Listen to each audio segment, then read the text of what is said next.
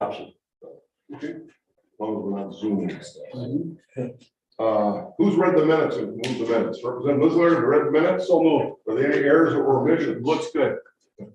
Representative Lisler moves approval of the minutes dated August 15th. So second. I'll second. Second by Senator Rubin. All in favor, signify by saying aye. Aye. Contrary, no. Motion prevails. Minutes are adopted.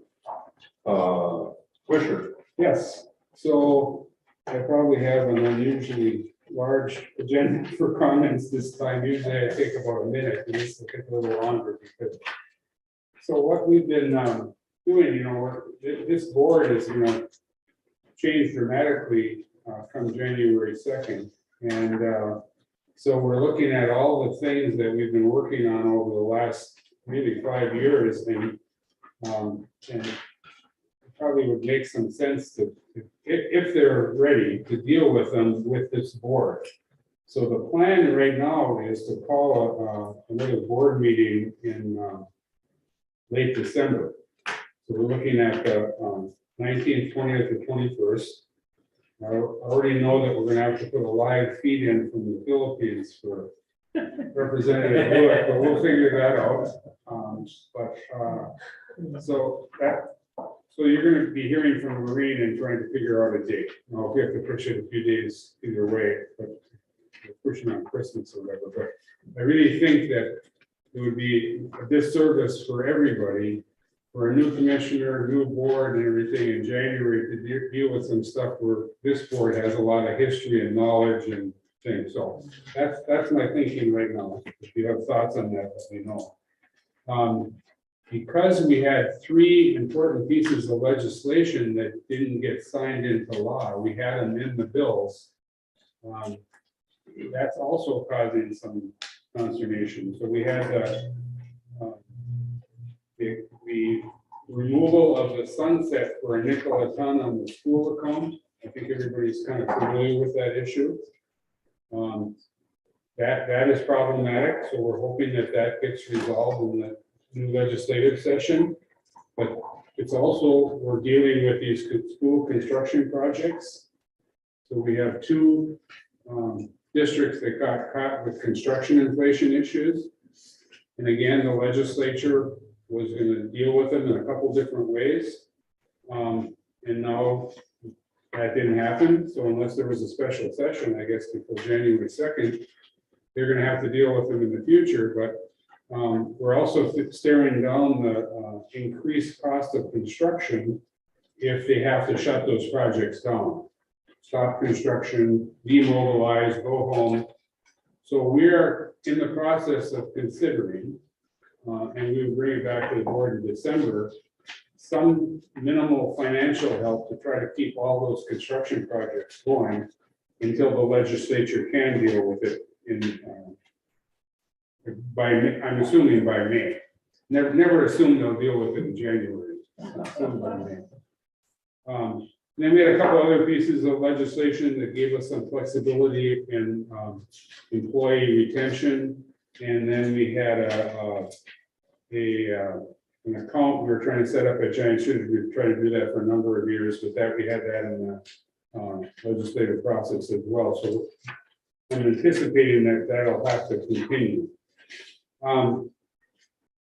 The capital projects at Giants Ridge. So we have really made a lot of progress at Giants Ridge on the performance side.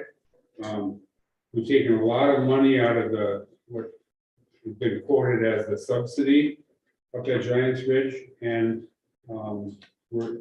the master plan and business plan that we put into place appears to be working pretty well. So we're now at the point where we have some interest to add some more lodging through the construction of some townhomes. We're working with the developer.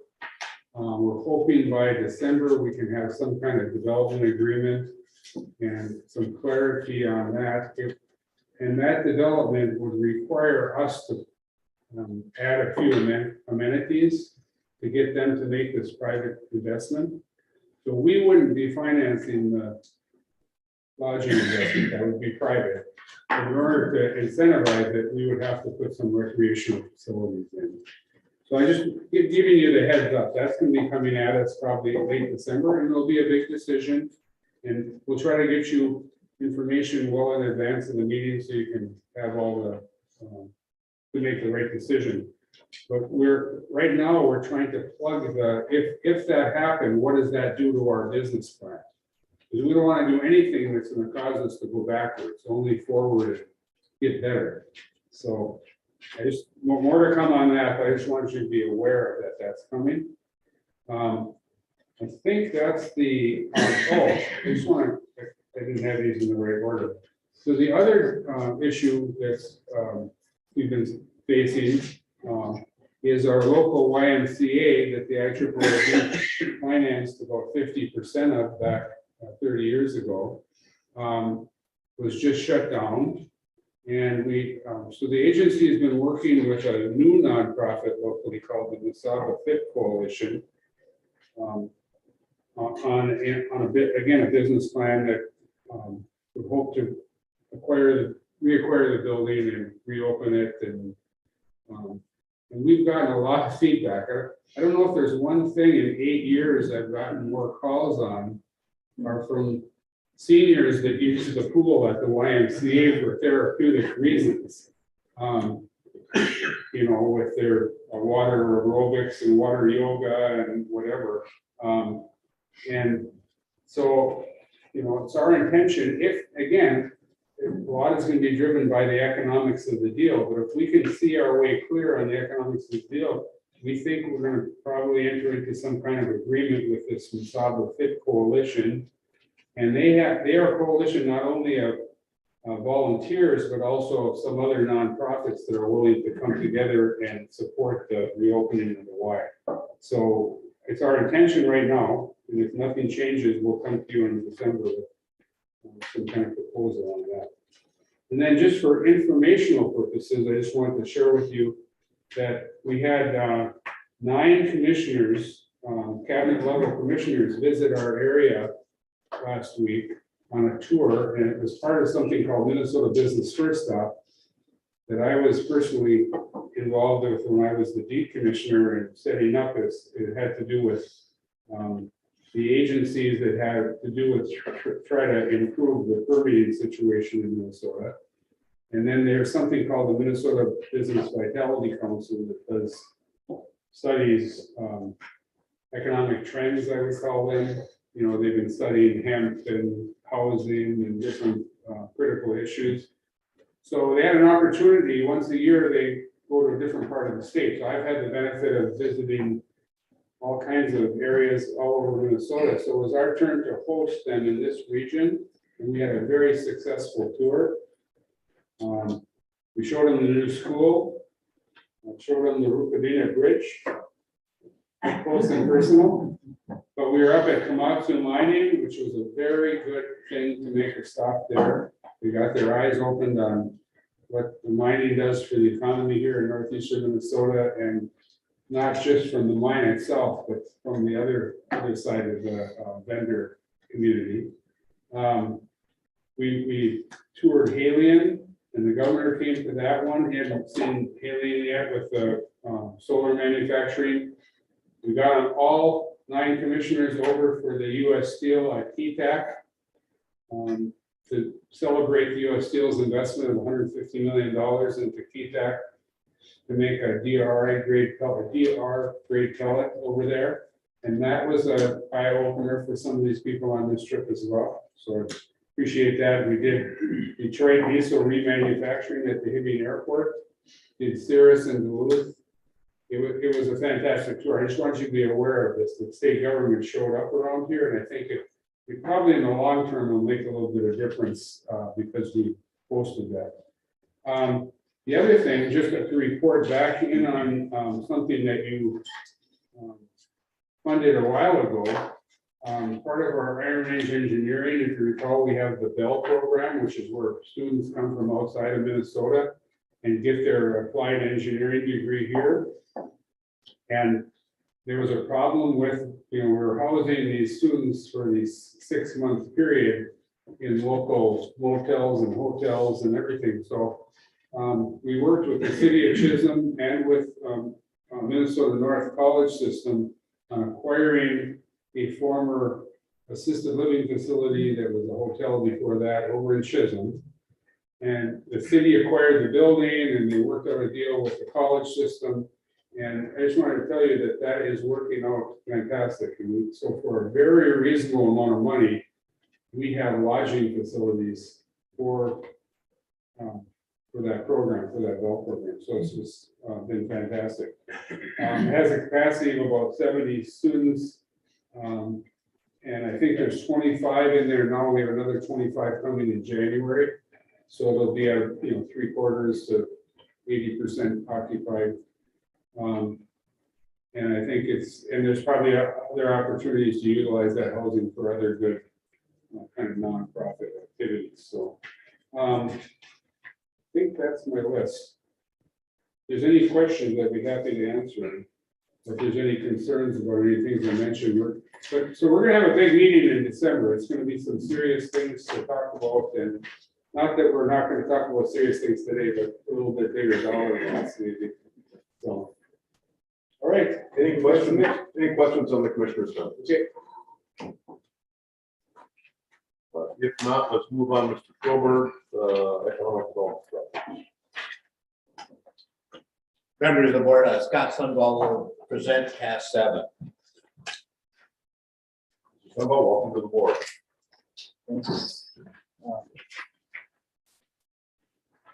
Okay, so our first loan project, or the only loan project on the docket today is for CAS 7 LLC. The total project is $2.6 million. The agency will participate with Security State Bank out of Hibbing for $1.3 million. The project will create 4 to 5 new jobs and retain 25 existing jobs. Basically, the project consists of multiple pieces of equipment to streamline and automate the casting line at CAS 7. The loan will be secured by all accounts, inventories, and then the equipment purchased from the proceeds of this loan. It'll be guaranteed by Hillcar LLC, Metal 7 LLC, and personally guaranteed by Timothy Bungard. We do have Laura Ruzich in the audience here if there's any specific questions. Questions, members? So, yeah, Mr. Chairman, just, can we get a flavor for what they do there? And So basically what the project, should we have Laura come up and Yeah, explain maybe. the project? Let's have the CAS is, we have a long history with CAS. I mean, going back to the 90s. And basically they were a machine shop out of now they're just by the Hibbing Airport. And about 15 years ago, Tim Bungard from CAS actually built a foundry on the back part of their lot. When he first told me that he planned to build a foundry, I just kind of scratched my head. And there haven't been many foundries built in Minnesota in the last. We're the first in 40 years. First in 40 years, thank you. In 2014. And they've advanced since then. They've taken on a new investor. And with that, I'll let Laura. Sure. Where your name for the record? Laura Rusich. Nice. Thank you to the board for the consideration of our project, and thank you to the staff for their work on it.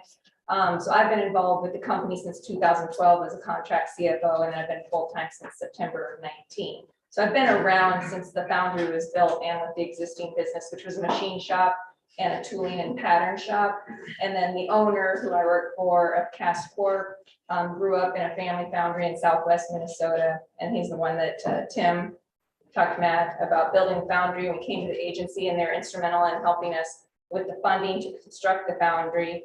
And it's been a real interesting startup because the foundry operation is a startup, and they've originally filled the foundry with ductile iron type of product just to prove out the production process. And then it took several years to get acceptance into a lot of the local mines you know, into their production process. They don't exactly let any vendor come in and sell the rare parts that go into their furnaces and cause, you know, multi-million-dollar shutdown. And so it took time, and we proved it out and got in there. And with it being such a large capital intensive business, we sought out a strategic equity partner, and a strategic partner we found in Metal 7. They're a global company based out of Quebec City, Canada. They own 3 other companies, and they sell to the mining operations all over the world, India, Australia, here locally, large roll screens. And we closed on that deal December 30th of 21. So Cast 7 is the new venture, 70% owned by the Canadian company Metal 7, 30% owned by Cast Corporation. And with that strategic partner in place, there was a number of clients we've been working on that we made some inroads with, but perhaps with the additional equity backing and the strategic international relationship, it got some of the local mines over the hurdle to let us not only, we've been producing straight grades, and now we're able to get into a new product line, traveling grades. And it's a more complicated product, a more niche product. And we produced some of this product in the past, but on a much smaller scale over a longer period of time. So we have done it. I think we just gave an update today.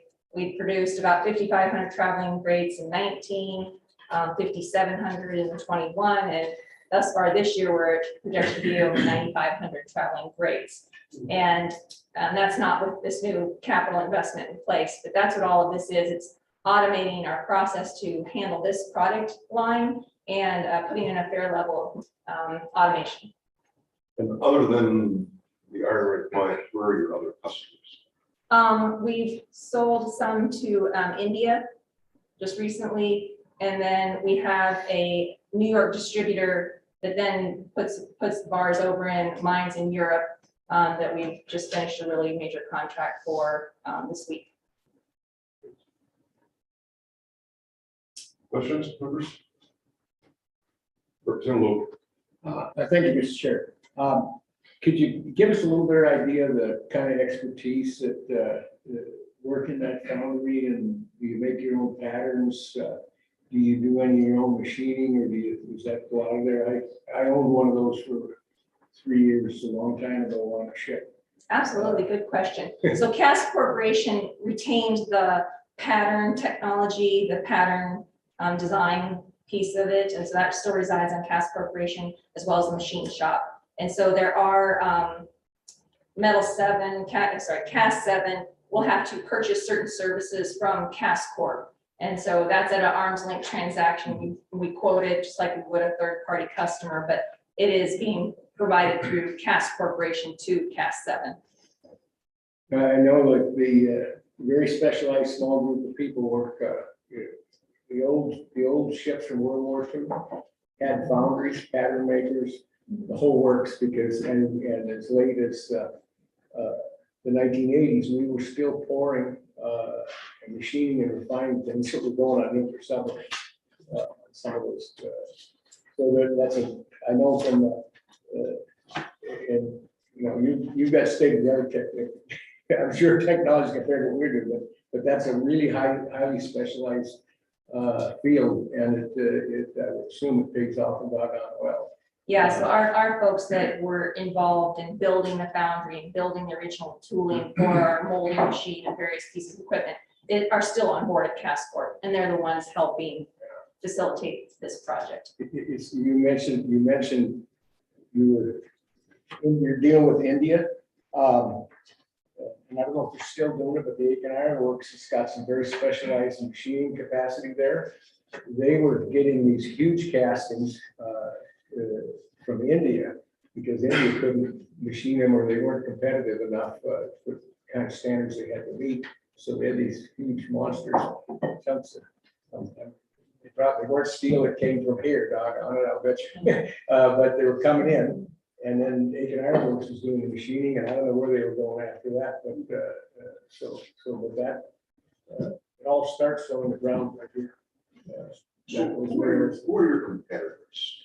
Crondelet, which was acquired by Metal Tech out of St. Louis, Missouri, and then imports.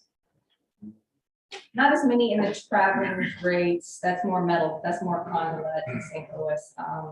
The straight grades are more of a commodity product, but you do see some foreign imports. But one benefit I did want to mention is a huge selling point for a lot of the area mines is our geographic location relative to them and the ability to recycle product. And so it does help with the carbon footprint and a lot of the environmental impact right now. Commissioner? Yeah, I just want to say, thank you for stepping up here. I think part of this meeting is letting the public know a little bit more about what we get into here. Absolutely. We get tied up just in the financing, we know that that's always, that your credit is good here. We knew that before we started the meeting, so. Very good. But this, you could have been on our tour, so I just mentioned this commissioner's tour. Yeah, Because it's remarkable the kind of manufacturing that's going on across the Iron Range that's not, it's not available for the common eye to see what really goes on. So thank you for sharing some of that with us.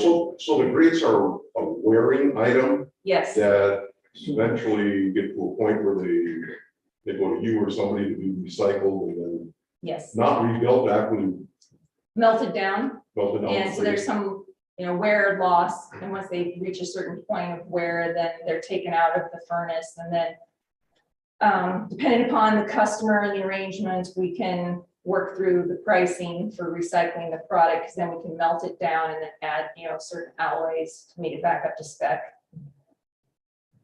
So for those of you returning to the legislature next year, I had a bill a number of years ago for the rods and balls that eventually get consumed in the process to exempt them from sales tax, because ultimately in the end product, they end up being taxed, right? They really are just an input. It's like paying taxes twice. So it might be something we're pursuing with the IMA, whether there's a potential tax benefit to the companies on that. It's not a lot of money, but it all counts. We did that for the rods and balls. Any other questions, members? Thank you. Thanks for coming in. Representative Igo moves resolution 23-002, seconded by Representative Wisdom. Any other discussion?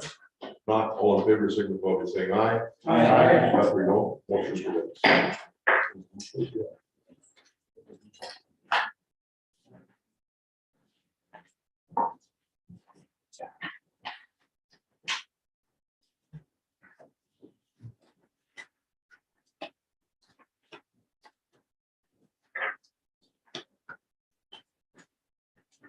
Isbell, welcome back.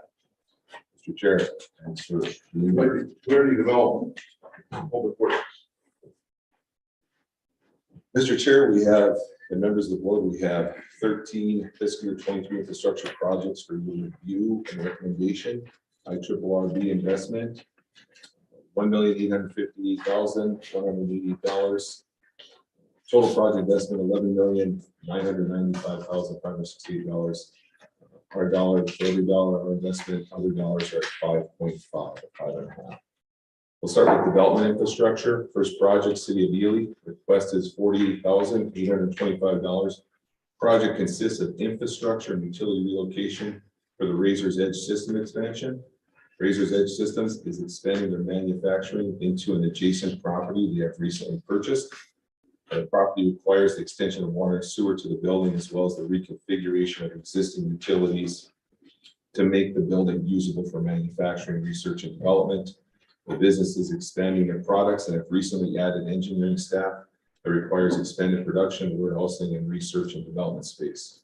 Razor's Edge Systems is a locally family-owned business that's been operating for 60 years and has continually expanded to add innovative products and serve additional markets. These efforts have led to a full-time workforce of 21 highly skilled staff.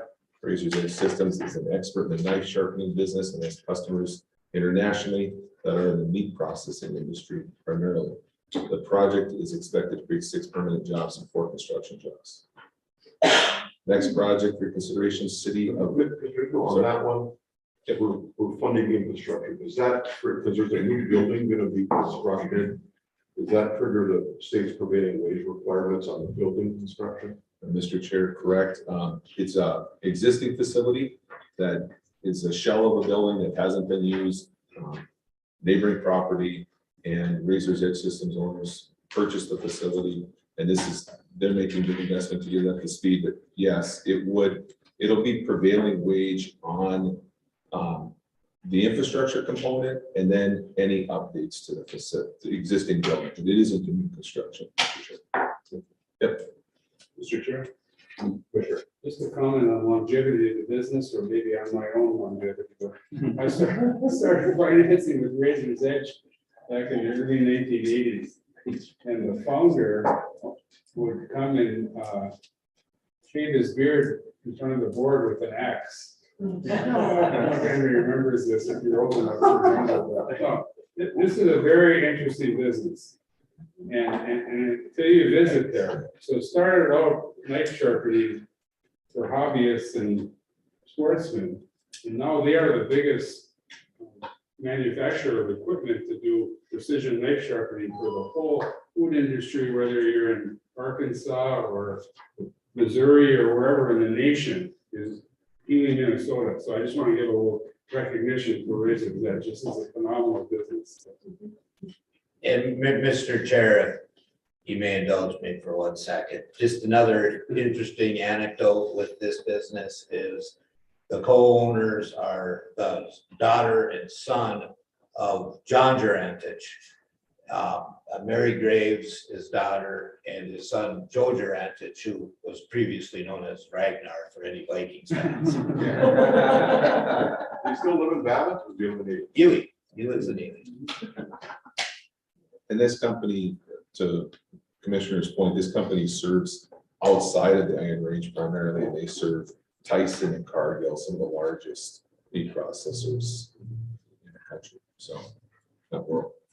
City of Grand Rapids granted a request $47,000. Project consists of bringing a Itasca Family YMCA up to code with an updated fire suppression system and HVAC control system. The current fire alarm infrastructure is 20 years old and is failing.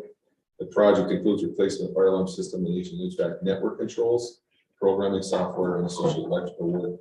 In addition to the 5,300 members the Itasca Family YMCA serves, it also provides critical services as a licensed child care facility in the region. These safety upgrades are necessary to keep these child care services in state compliance. Project is expected to create one construction job. City of Hibbing, grant request $300,000. Project consists of infrastructure and site work for the Lee's Industrial Building that is located in the Hibbing Industrial Park. The developer has relocated the shell of an existing 29,700 square foot building from the Bennett Park area to the Hibbing Industrial Park, which included a steel structure, roof, and siding reconstruction. Additional improvements were added to include concrete floor, interior plumbing, complete HVAC, three-phase power. Total investment by the developer to date outside of this component of the project we call phase one is $2.4 million. In April of 2022, Daimler Trucks was secured as a long-term tenant to lease the space as a distribution center for their new expansion. And so this, what you see in front of you is breakdown cost tied to the next phase, which includes constructing parking on the west south sides of the building, a fenced and storage area to the east, truck loadout area with loading docks on the north side, water, sewer, gas, and three-phase power being brought into the actual site where the facility is located. This project and Simmer Road extension on Diana Lane project is expected to create 15 construction jobs. And Mr. Chair, if I may, and I'm sorry, Robert, a great part of this project is it'll assist the expansion of Daimler at the Hibbing Airport. They're about to undertake a 60,000 square foot expansion, and the commissioner mentioned the deed tour, or not the deed tour, the tour of commissioners went through there. Just leave it, there's a lot of neat stuff happening in that building, and there'll be twice as much neat stuff happening in that building in 18 months when the construction is complete. On to broadband infrastructure. Good afternoon, Honorable Chair, members of the board. Today before you is a request from the city of Hibbing to support MediaCom expanding fiber optic to serve 573 unserved households in the city of Hibbing and adjacent areas. The project is capable of speeds that will far exceed the state of Minnesota broadband goal of 100 megabytes per second download and 20 megabytes per second upload. Engineering is going to begin soon with customer connections expected to be complete in spring of 2024, contingent on securing all funding sources. So do they have the deed? They have applied to the deed border to border fund and awards are anticipated to be announced in November. The next set of projects fall under community infrastructure. City of Babbitt requests $250,000. This project is a project that's been brought before the board in the past that we provided some funding. This is the construction of new campgrounds and new campsites, 49 to be exact, with on a 22 acre campground site. And really this request is that this almost $5 million project has seen some increased costs due to bedrock, and they don't have the funding capacity to close these increased costs up, and they've requested $250,000 on what you see as $550,000 in increased costs. The city of Big Fork, the request is $51,877. Project consists of sewer line and lift station upgrades, and right now they have a lift station that is lost capacity to function. They're struggling to actually keep this thing operational, and it's creating problems in the community and posing health and public safety risk. And so this is kind of an emergency request. The next project, Boys Fort, Band of Chippewa. The project consists of the replacement of a failing concrete dam with a new rock arch dam. The concrete dam currently in place on Net River was constructed in 1987, consists of two 25-foot sections and a 40-foot emergency spillway. The existing concrete span dam has substantial mechanical and structural failure points. The dam is used to support the water level control in Net Lake, the Boys Fort Grant's premier wild rice lake. Under correct environmental conditions, Net Lake produces over 1 million pounds of wild rice on an annual basis. The rice production is a longstanding cultural and sustenance food resource for tribal members. Net Lake also supports the local tribal economy by wild rice sales that provide seasonal income for tribal members who serve as guide services for non-native waterfowl hunting parties, and product that the governing council of Boys Fort sells to local businesses and individuals. This project is expected to create 16 construction jobs. Next project, Clinton Township, request $69,000. Project consists of security, accessibility, and energy efficiency upgrades to its emergency services facility and community center.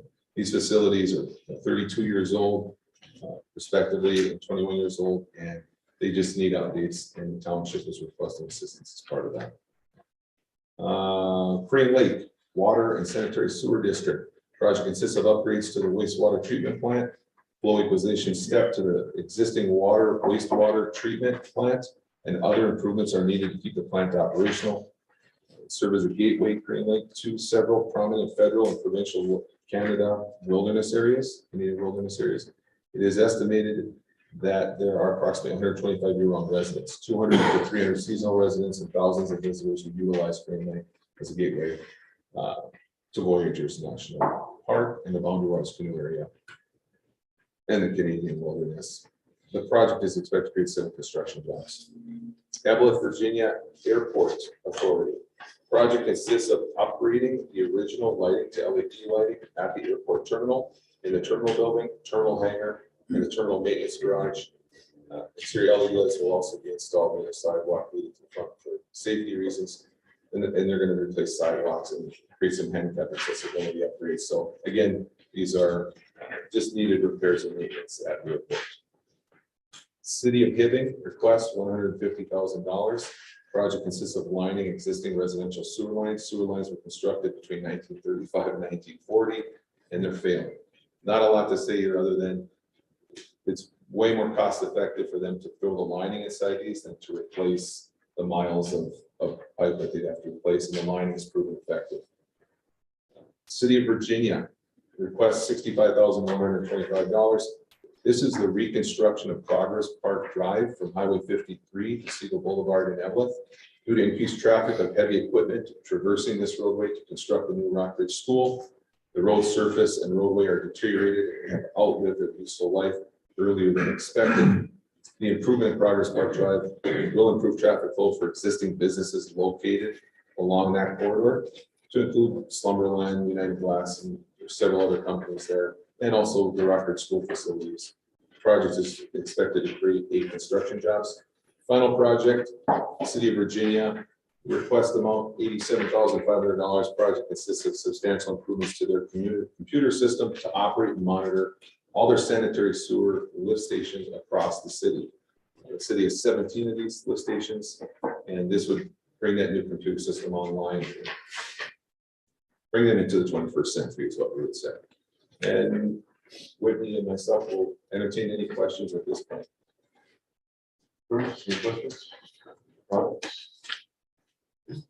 Mr. Chairman, just a comment, the dam project at Neck Lake is a huge, racing is a huge economic boom for that part of our service territory. And they had no races, zero. Did I hear that they actually closed the lake for racing? Yes, because basically, because of the high water this spring, and they can't control, the dam doesn't control the water levels anymore. So they had no race. They bought their race from Leech Lake. Resale. Yeah, it's a very important project for a region. And we have, just so you know, the last improvements were made in '87. I worked here then. We helped finance those too. So we've been involved in that lake dam over the years, but important economic driver for that service territory. So is the dam in the Taconic Loop area or? I don't know. It's very, very close. If it's not in, it's almost like, Rocks through, you would say. yeah. Mr. Hard to tell from the The map. line is pretty close. It looks, it's there, and it does serve and benefit those within. For the benefit of, sir. The benefit of it. Yeah, Mr. Chair, that's why we're using DJJ monies approved already by the board instead of TEPF monies. Because those monies need to be spent in the service area. Questions, members? Representative Eklund moves resolution 23-003. Eklund second. Any discussion? Not all in favor, signify by saying aye. And if there's no, motion prevails. Resolution is adopted. Trails, Mr. Plummer. Mr. Chair, members of the board, greetings.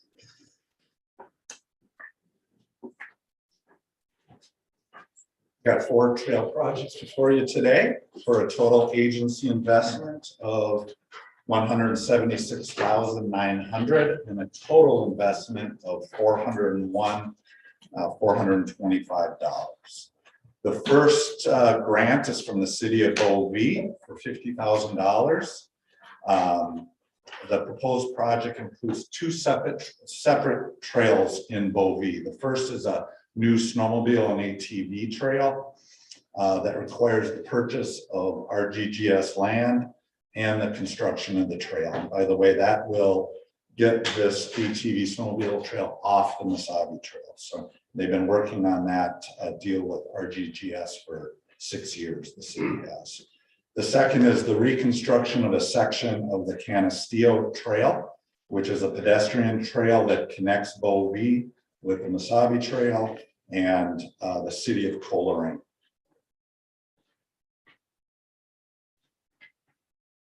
The next project is the city of Hoyt Lakes. The grant request is for $50,000. The Ranger Snowmobile Club, Snowmobile and ATV Club is responsible for maintaining approximately 120 miles of trails across the Aurora, Biwabic, and Hoyt Lakes area. And proposed is to purchase a skid steer with a bucket, forks, and brush cutter and attachments, and will allow club members to better maintain the ATV and snowmobile trails and will result in better trail quality and enhanced safety. The next grant is from Itasca County for $55,500.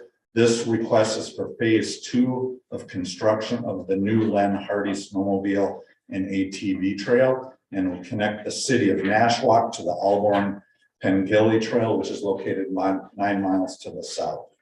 The trail will connect users with numerous Nashwauk business services, including direct access to the city-owned campground. And planning for this trail segment has been ongoing for 5 years and includes land authorization from 2 mining companies, US Steel and Asabi Metallics. And the fourth and last regional trails grant is from Northern Lights Nordic Ski Club. Their request is for $21,400. The club grooms 8 different ski areas within Itasca County, and proposed is to purchase a modified John Deere Gator side-by-side that will be used for maintenance and snow grooming across the county. The groomer will be utilized by club volunteers and will enhance the quality of the existing trails and improve safety. Questions, please?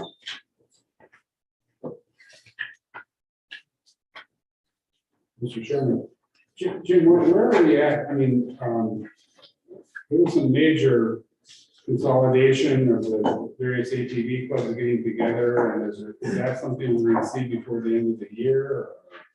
We're hoping to see an application at the December meeting, a large application for 6 or 7 new trail segments throughout the service area. Okay.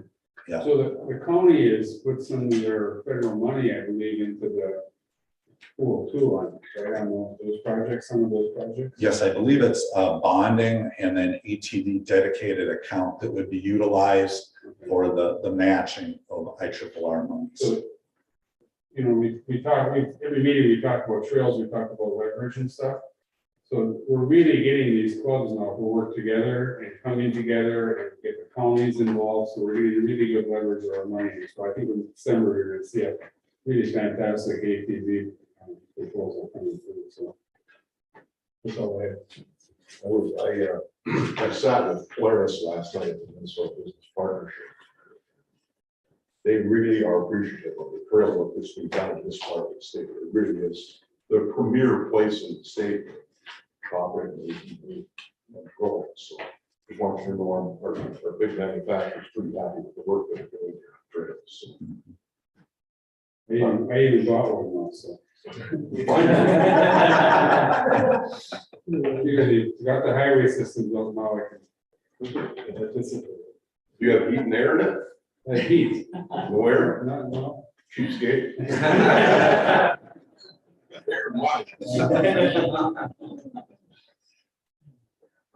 Senator Eichhorn moves resolution 23-004, seconded by Senator Root. Any questions? Not all in favor, signify by saying aye. Aye. Not hearing no, motion prevails, the resolution is adopted. Other business. Members, anybody? No, we don't have a meeting, no, it's that one, $3.5 million. Pretty skinny. Yeah. So we're gonna average. Mr. Chairman, I just want to say thank you for everybody coming. This is our first real in-person meeting we've had since pre-pandemic. So it is great to see everybody in person, and thank you for, I know it's not an easy task to get up here all the time, but really appreciate it. In less than an hour. Yeah. So both of you that are campaigning can get back to work. Members, anything else? If not, this meeting's adjourned. That's what I.